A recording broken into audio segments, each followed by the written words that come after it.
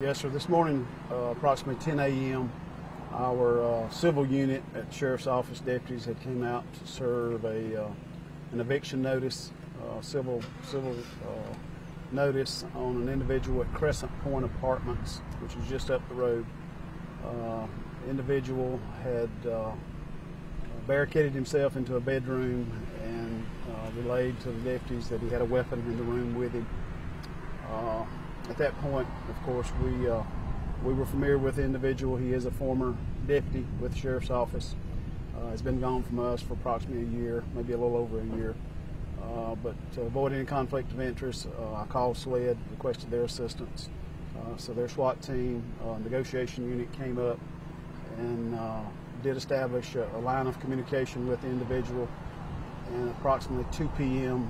Was able to take the individual into protective custody without any incident. No shots were fired, no one was injured, and ended peacefully. So our deputies are continuing now at the apartment with the eviction process, moving the individual's belongings out of the apartment as is stated by the law through the magistrate's office. Has he been arrested for the barricading himself and all of that? Standard precaution. He's been taken currently for a medical evaluation, and after that, yes, he will be charged criminally with interference with due process, and will be transported to a detention facility outside of Oconee Co. What sort of weapon did he have?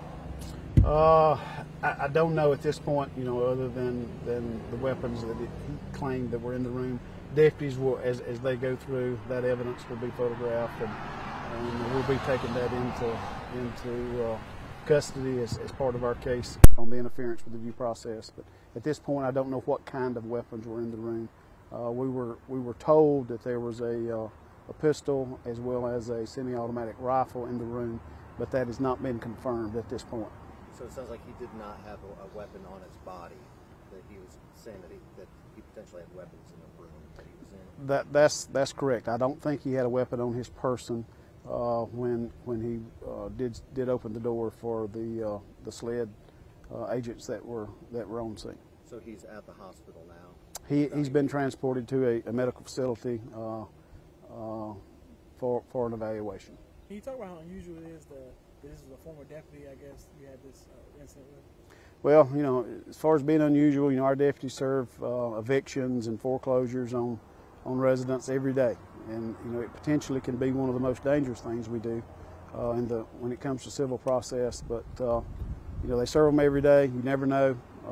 This individual had gone through the process of being served. There's actually a period of time that you have to wait before you reach what we reach today, and when that the landlord or the owner of that apartment has to physically have someone there to move the belongings out on the side of the road, and that's what will take place this afternoon.